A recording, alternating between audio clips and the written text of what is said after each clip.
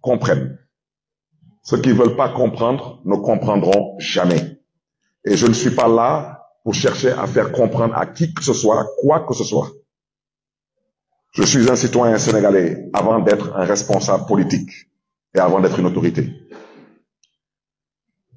J'ai été victime d'une agression dans une institution de l'État il y a plus d'une décennie de cela.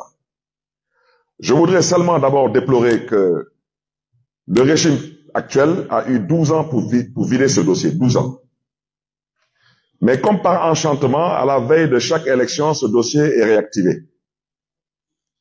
Comme vous le savez, à la cour d'appel, j'ai perdu mon procès à la cour d'appel. Et comme vous le savez, j'aurais pu me limiter en première instance. J'avais été condamné en première instance dans un cadre assez particulier. Et Dieu seul sait que j'aurais pu m'en arrêter là. Mais me demander de payer à la famille d'un nervi un montant qui peut permettre à n'importe quel citoyen sénégalais d'acheter une maison aujourd'hui, c'est insulter l'intelligence des Sénégalais. Je ne vois pas comment un nervi recruté pour 15 000 francs CFA, et les nervis, vous en avez récemment aussi connu et vu. Donc je n'en parlerai pas. On me demande d'indemniser la famille de ces nervis qui étaient venus me faire la peau. Je refuse. Et je continuerai à refuser jusqu'au bout. Et si je n'ai pas gain de cause à la Cour suprême, ils sont libres de faire ce qu'ils veulent. Je ne signerai jamais un chèque au profit de cette famille, jamais de la vie. Si cette famille n'a pas l'humilité, la décence de comprendre que cette situation était une situation déplorable pour toutes les parties, je ne suis pas là pour être le dindon d'une quelconque farce. Je refuse. Ça veut dire que demain, n'importe quel nervi qui perdra la vie dans la rue devra être indemnisé. Donc pendant qu'on y est, que tous les chômeurs aillent devenir des nervis.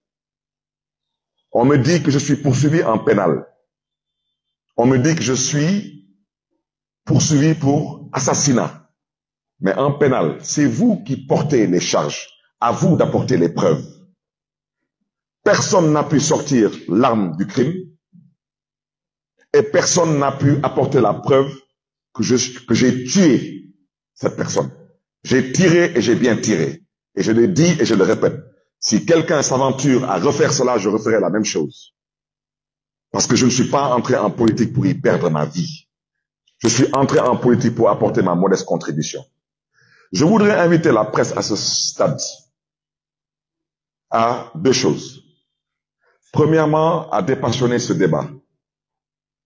La Cour suprême ne va pas me juger. La Cour suprême va examiner ce qui a été fait en cour d'appel. Il faut qu'on se comprenne. Le 22 décembre, je serai avec les artisans dakarois à la foire internationale de Dakar. Et quand je quitterai là-bas, j'irai rejoindre Khalifa Sall à l'intérieur du pays dans notre quête de parrainage. Je ne compte pas aller à la Cour suprême parce que la Cour suprême ne me juge pas. La Cour suprême va examiner ce qui a été fait à la Cour d'appel. C'est ce que je vais d'abord dire. Ensuite, demander à tous les militants de Taxawu Sénégal, à tous les sympathisants de Taxawu Sénégal, s'il vous plaît, ne venez pas chez moi parce que je n'irai pas à la Cour suprême. Ne cherchez pas à m'accompagner parce que je n'irai pas à la Cour suprême. Et s'il vous plaît, de grâce, n'allez pas à la Cour suprême. Il ne s'agit pas d'aller là-bas mettre une quelconque pression. Il n'y a que deux choses qui vont se passer le 22 décembre. Ou la Cour suprême confirme ce que la Cour d'appel de Dakar a eu à donner comme verdict. À partir de ce moment, j'aurai épuisé toutes les voies de recours que m'offre la justice sénégalaise. Mais je voudrais que les choses soient claires. Quand on parle de la mairie de Dakar, j'invite les uns et les autres à informer vrai et juste, parce que même si je suis condamné, je garde mon poste de maire de Dakar. Le poste de maire de Dakar, il y a des gens qui n'attendent qu'une seule chose, c'est que je perde ce poste. Boulen Tchatou, mairie de Dakar. Boulen Ko Tchatou. La mairie de Dakar, je ne bougerai pas d'ici. Donc, demain, et puis, à certaines personnes qui sont si excitées et si enthousiaste de me voir perdre la mairie de Dakar, parce que donc pour la mairie de Dakar, je souhaiterais vous rassurer, je ne bougerai pas d'ici. Pour le poste de député à l'Assemblée nationale, et c'est là-bas où je vous invite, vous de la presse, à bien suivre mon raisonnement. Je l'ai déjà dit, je fais de la politique. Je ne suis pas arrivé par accident en politique. Je suis un enfant et un pur produit du Parti socialiste. La politique, je la fais sans aucune passion. Je voudrais dire, concernant le poste de député, que je dénonce cette volonté de vouloir remettre en cause le parrainage parlementaire du candidat Khalifa Ababakar Sall. Et je m'explique. Nous sommes 14 députés Tahaou à l'Assemblée nationale. Le parrainage parlementaire, nous avons besoin de 13 députés. Je ne parlerai pas de certaines manœuvres qui consistent à vouloir peut-être débaucher ou vouloir peut-être faire des choses peu catholiques pour éventuellement voir comment un ou deux députés de notre coalition peuvent se retrouver dans une situation autre que la situation qui devait être une situation logique. Je vous fais une petite parenthèse. Je pense que lors des élections, les dernières élections, vous avez vu des mandataires être détournés par l'argent. Il y a même des mandataires qu'on a vus dans les institutions de l'État, assis avec des hautes autorités de ce pays, prendre des enveloppes. On a vu des mandataires saboter des listes. Ne soyez pas surpris demain de voir des députés qui devraient naturellement parrainer un candidat, décider qu'ils n'ont jamais signé, ou décider qu'ils ont peut-être décidé de parrainer un autre candidat. Parce que le parrainage, il est libre. Suivez mon raisonnement.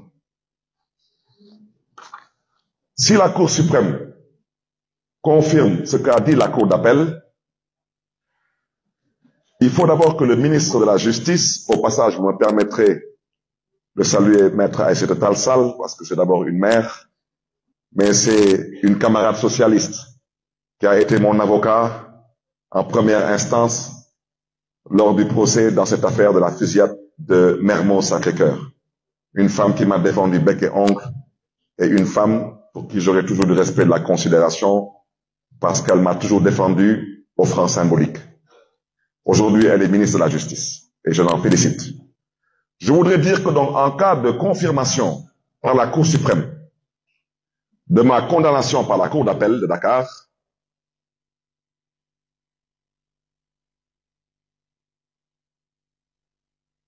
parce que honnêtement, je ne sous-estime aucun poste de responsabilité. Je considère aujourd'hui que dans ma trajectoire politique, j'ai dépassé le stade d'être député. J'ai été député à plusieurs reprises, j'ai été membre du bureau de l'Assemblée nationale du Sénégal et je pense m'être toujours comporté de façon exemplaire à l'Assemblée nationale, même si des fois, il a peut-être fallu taper sur la table pour se faire entendre et se faire comprendre. Donc je voudrais dire que on n'en arrivera pas là, je leur ferai l'économie de cette génuflexion. Mais, chers collègues, je vais vous dire où le bas blesse. Actuellement, l'Assemblée nationale a voté le budget. Actuellement, la session ordinaire est normale.